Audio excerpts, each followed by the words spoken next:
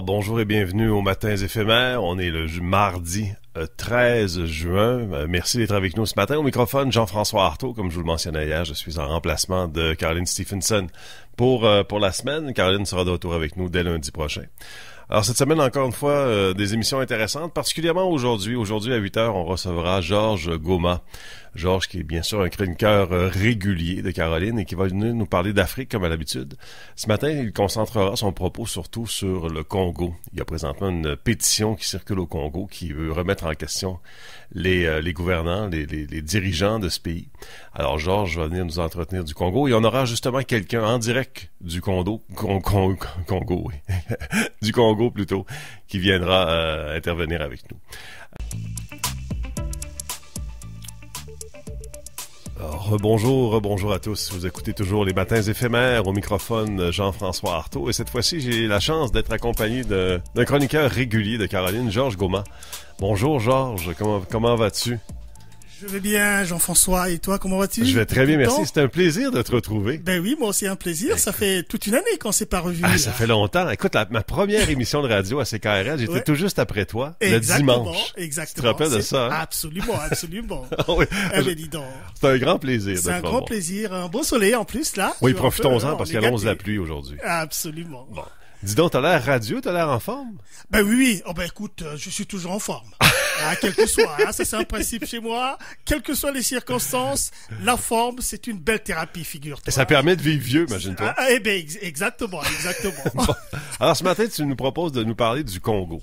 Ben écoute, oui, on parle beaucoup d'Afrique ici, comme tu le sais. Ouais. Et on parle aussi du Congo-Brazzaville, parce que c'est mon pays d'origine, déjà, tout seigneur, tout honneur. Bien sûr. Et que aujourd'hui, on va parler du Congo. On va parler du Congo, un pays d'Afrique centrale qui est gouverné depuis 40 ans par une dictature très féroce. Très féroce. Et aujourd'hui, en fait, on va parler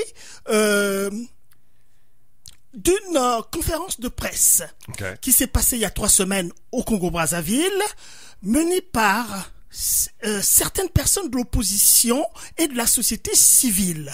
Qui en ont marre de cette situation et qui abordent un problème éminemment important et grave qui est le siphonnage des deniers publics.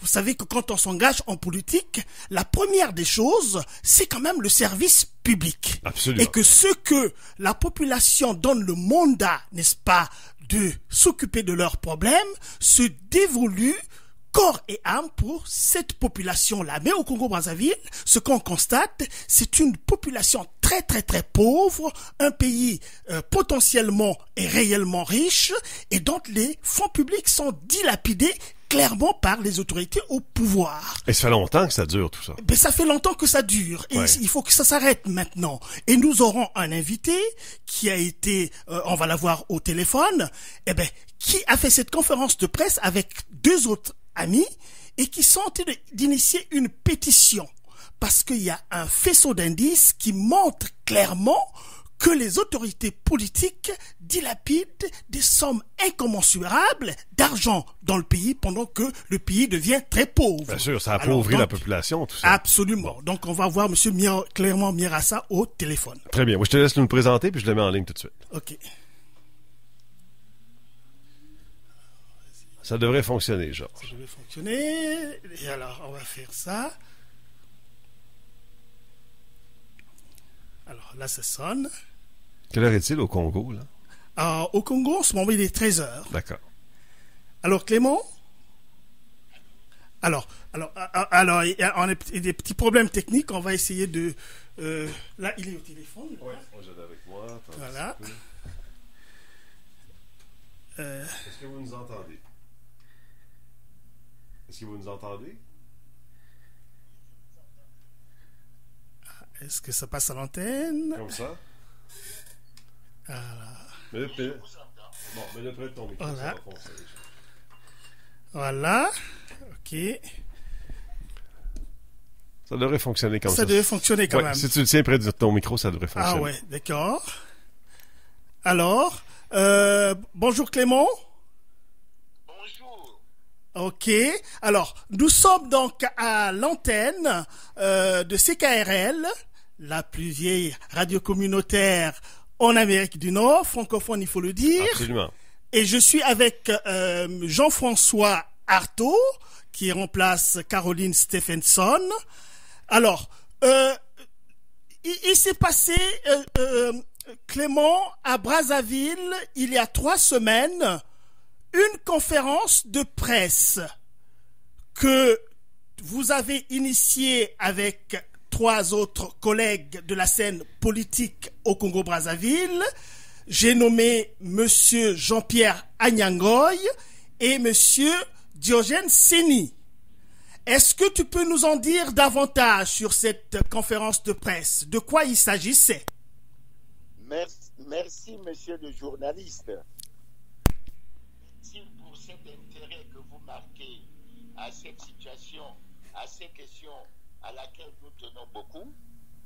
Je vais tout simplement vous dire que le Congo, mon pays, est gangréné par la corruption, les détournements des deniers publics, la fraude, la concussion et autres. Or, comme on le sait, la corruption freine le développement, appauvrit le pays et le plonge dans la misère. Pour vous donner une indication, selon Transparency International, le Congo est l'un des pays les plus corrompus du monde, avec un indice de perception de la corruption qui est médiocre, qui est de 21 sur 100, le classant 164e au plan mondial. Le Congo, en fait, fait partie du top 10 des pays les plus corrompus d'Afrique. Selon notre compatriote Alphonse Maboussou, un consultant en expertise pétrolière et minière, qui a fait une étude sérieuse sur la question, 222 milliards de dollars américains auraient été détournés au Congo entre 2001 et 2022 et sont planqués dans les paradis fiscaux, dans les bas de laine, dans les églises et dans les cimetières. Ce chiffre nous donne le tournis et fait apparaître clairement que le Congo est un pays extrêmement riche et pourtant sa population croupit dans une misère indescriptible. Malgré les déclarations des gouvernants, selon lesquelles il n'y aura ni gros poissons, ni menu fretin, et que tout passera dans la nasse du droit et de la justice, sur le terrain, rien ne se passe, rien ne bouge. Les responsables des scandaleux crimes économiques et financiers, bien connus de tous, ne sont nullement inquiétés. Et c'est pour cette raison qu'en tant que citoyen, avec Jean-Pierre Anyangoy, avec Enda Diogène Seni et moi-même Clément Mirassa, nous avons pris la responsabilité de lancer la signature d'une pétition pour exiger que des poursuites judiciaires se fassent et que l'on puisse récupérer les sommes importantes d'argent qui ont été dilapidées du trésor public pour améliorer le sort des Congolais qui connaissent énormément beaucoup de problèmes. Donc voilà, monsieur le journaliste, le cadre que je pourrais dresser s'agissant de la pétition que nous avons lancée. Je vous remercie beaucoup de ça, M. Mierassa. Et quelle est la finalité, justement, de cette pétition? Qu'est-ce qu'on vise par la signature d'une telle pétition? Ce que nous visons à travers une telle pétition, c'est effectivement que la justice se fasse. Lorsqu'on prend notre Constitution, il y a un article 15 qui dit que tous les citoyens congolais sont égaux devant la loi. Nul ne doit être privilégié, nul ne doit être avantagé par rapport à sa condition sociale, ethnique et autres. C'est pour ça que nous pensons surtout dans une affaire où 3 de nos anciens présidents, à savoir le président l'abbé Philbert Youlou, le président Jacques Jaché Yombi Obango et le président Pascal Issouba, ont été impliqués dans des affaires de vol. La finalité que nous voulons, c'est que justice soit faite et qu'au Congo, on respecte le principe selon lequel nul n'est au-dessus de la loi et la loi doit s'appliquer à tous dans toute sa rigueur. On sait que le Fonds monétaire international est présent au Congo-Brazzaville. Quelle est son implication dans cette histoire, selon vous? Bon, ce que nous constatons, c'est que, comme nous l'avons dit plus tôt, rien ne se passe, rien ne bouge. C'est comme si la situation était tout à fait normale. Et nous considérons cette situation inacceptable, tout simplement parce que assez souvent, les gouvernants ont dit que les Congolais ne faisaient absolument rien. C'est beaucoup plus les ONG internationales ou l'extérieur qui s'intéressent à ce sujet, ce qu'ils considèrent comme une ingérence dans les affaires intérieures d'un pays. Et nous voulons conscientiser les populations pour que les populations se rendent compte qu'il y a une responsabilité des gouvernants dans la situation qui est la leur aujourd'hui, et il faut que tout soit fait pour que ça soit réparé. Mais je voudrais rebondir là-dessus, Monsieur Mirassa, sur l'intervention du FMI au Congo-Brazzaville. On sait très bien que pendant pas mal d'années, le Fonds monétaire international est allé à Brazzaville sans avoir signé des accords avec ce régime-là. Et il semble que le Congo a renoué avec le Fonds monétaire international. Et puis par ailleurs aussi, on a vu qu'il y a certains fonctionnaires du Fonds monétaire international qui sont allés au Congo, des chefs de mission, et qui se sont fait corrompre par le régime de Brazzaville. Est-ce que c'est bien vrai cela, M. Mirassa? Ces informations ont circulé.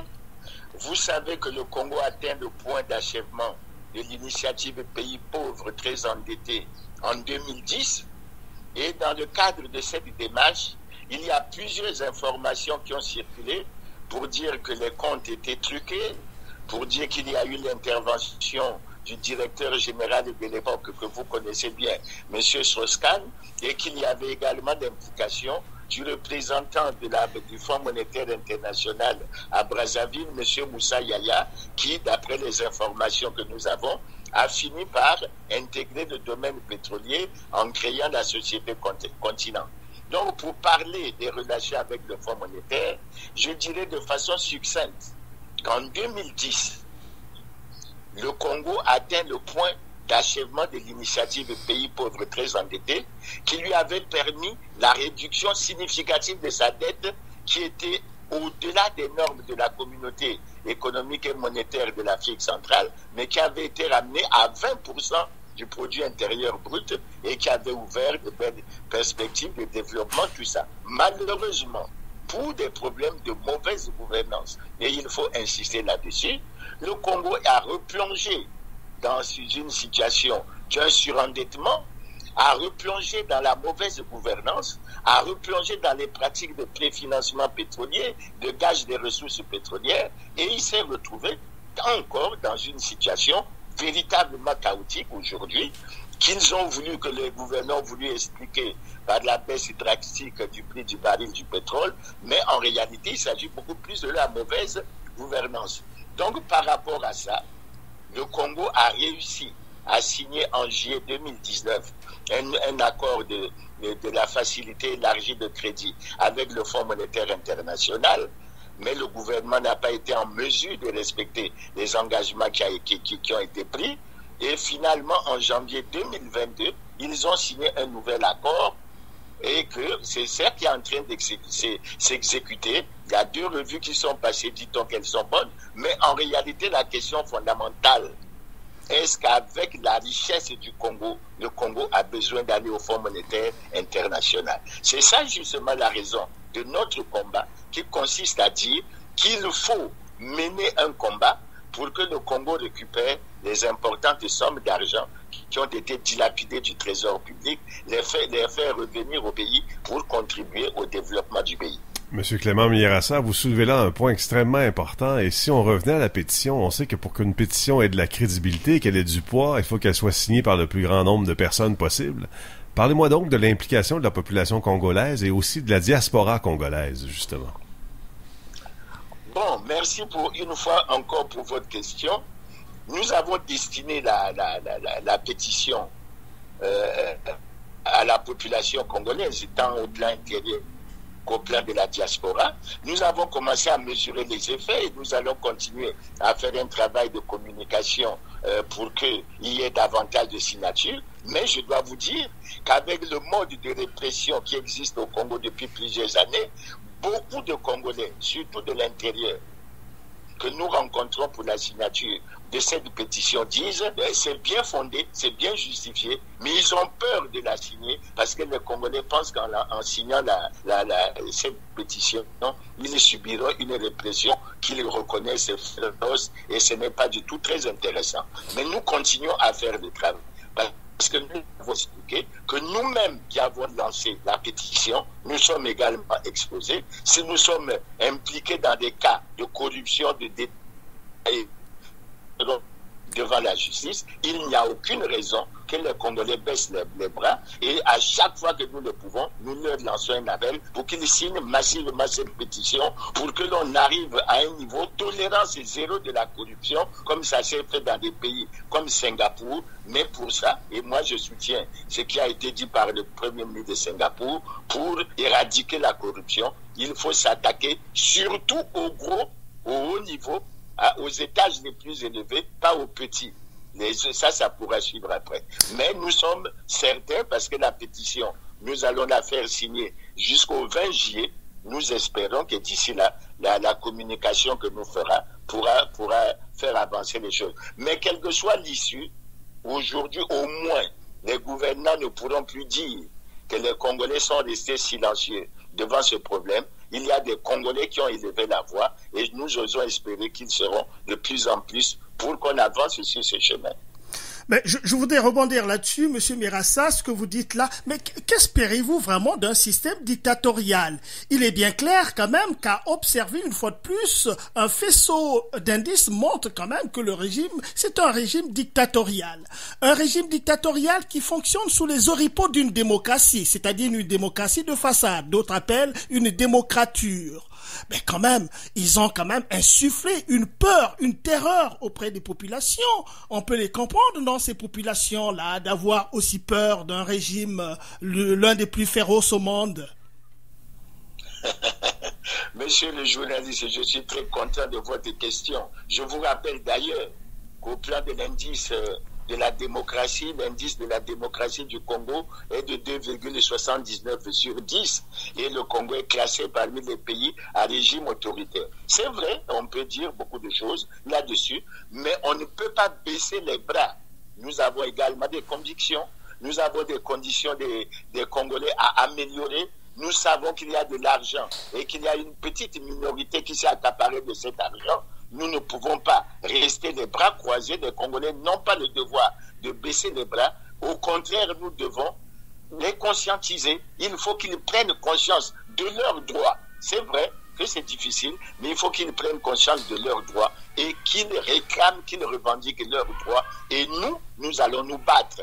Nous allons nous battre. Nous osons espérer que dans ce combat, nous serons soutenus par la société civile et nous osons espérer que ça avancera. Monsieur le journaliste, je vous rappelle que le président de la République, dans son message sur l'état de la nation en 2018, c'est lui qui a dit qu'il n'y aura ni gros poissons, ni menu fretin, que tout passera dans la nasse du droit et de la justice, seul prévaudra la loi. Et c'est ce que nous sommes en train de suivre. Nous osons espérer, bien que c'est prévu dans la Constitution, que la justice jouera son rôle en apparaissant comme une institution indépendante, mais quoi qu'il en coûte, au plan politique, nous poserons déjà le problème. Nous l'avons posé en tant que citoyens pour qu'il n'y ait pas de division d'aspects partisans, etc. Nous allons continuer le combat et nous allons poursuivre. Monsieur Mirassa, si vous permettez, vous parliez de l'appui de la population congolaise et de même que de la diaspora, c'est bien entendu, mais j'imagine que vous avez aussi des attentes envers la communauté internationale et plus particulièrement envers le Canada, peut-être. Je n'ai pas bien compris votre question, s'il vous plaît. Je référais à l'appui que vous demandez à la population congolaise, de même que la diaspora congolaise, mais j'imagine aussi que vous avez des attentes envers la communauté internationale et même envers le Canada, peut-être. Mais justement, monsieur le journaliste, vous touchez là un point important. D'abord, la communauté internationale doit nous soutenir dans cette lutte. Le Canada doit nous soutenir et nous osons espérer que les pays dits du Nord, les pays occidentaux et les autres doivent aider les Congolais à récupérer les sommes qui ont été dilapidées du trésor public. Monsieur le journaliste, je vous dirai, à côté de nous, très proche de nous en Angola, en 2019, l'Angola a pu récupérer 5 milliards de dollars américains, soit à peu près de 3 000 milliards de francs CFA. En 2021, ils ont récupéré 11 milliards, ce qui est déjà remarquable. En Arabie Saoudite, c'est un royaume, mais l'Arabie Saoudite en 2017, en lançant une opération originale de lutte anticorruption, elle a pu récupérer 100 milliards de dollars américains, c'est-à-dire l'équivalent de 60 000 milliards de francs CFA. Nous osons espérer que les cris que nous lançons seront bien entendus, bien perçus au Canada, dans la communauté internationale, pour que ces pays se préoccupent de ce qu'au Congo, un pays qui est extrêmement riche, il y a 70% de la population qui vit en dessous du seuil de la pauvreté, c'est-à-dire avec moins d'$1 par jour. Donc j'espère que ce cri de cœur ne restera pas vain et que les pays occidentaux, tous les autres pays du monde entier, la communauté internationale se saisira de ça et j'ose espérer que la Banque mondiale et le Fonds monétaire prendront également conscience de la situation dramatique et chaotique dans laquelle le Congo est plongé aujourd'hui. Oui, je voudrais rebondir là-dessus, puisque vous évoquez, n'est-ce pas, le Canada. Le Canada a une tradition de lutte contre la criminalité économique et financière. Le journal de Montréal avait publié il y a quelques années de cela, sous la plume de Hugo Janka, alors un article sur les investissements frauduleux des responsables politiques africains ici au Canada. Vous savez que l'affaire des biens mal acquis en France et en Europe, ça fait couler beaucoup d'encre et que ces responsables politiques ont trouvé un chemin d'investissement frauduleux ici au Canada et au Québec. Cette affaire a fait grand bruit et qu'ici au Québec, il y a la coalition contre les biens mal acquis, qui est un organisme non gouvernemental et qui a travaillé avec la GRC sur la base, n'est-ce pas, de l'article du journal de Montréal. Donc, quand vous interpellez le Canada, eh bien, je pense que le Canada est quand même au courant d'un certain nombre de choses dans ce sens. Et souvent, on pose la question de savoir comment on fait la rétrocession des biens mal acquis investis ici auprès de la population congolaise qui est spoliée. Voilà, c'était une remarque que j'allais faire sur la base de la question que vous avez abordée tout à l'heure, Monsieur Mirassa. C'est pour vous dire. En tout cas, elle est très importante, monsieur le journaliste. Et nous osons bien espérer que non seulement le problème des biens mal acquis, parce qu'en France, ça dure des années. Et assez souvent en France, on pense que ce sont les ONG internationales qui veulent déstabiliser les gouvernants congolais. Nous osons espérer que maintenant que nos voix s'élèvent, que y compris sur ces aspects de biens mal acquis, nous osons espérer que le moment venu, avec les informations que vous nous avez données, que tant au niveau du Canada que de la France, de la Belgique, de l'Allemagne et autres, que nous soyons beaucoup mieux informés et que nous suivons ce problème, surtout dans l'aspect de la rétrocession qui devra permettre l'amélioration des conditions de vie des Congolais. Je vous remercie beaucoup pour votre participation ce matin, M. Clément Mirassa, en partir du Congo. Merci beaucoup. Vos propos étaient fort éclairants, fort intéressants. Merci d'avoir été avec nous. Je vous remercie très bien aussi. J'espère que la voie pour que nous intervenons de temps en temps sur les antennes du Canada nous sont ouvertes et j'espère qu'il y aura une prochaine fois où nous aurons encore l'occasion de nous entretenir. Avec plaisir beaucoup. Et je vous assure que votre voix a été très bien entendue ce matin. Merci beaucoup. Au revoir.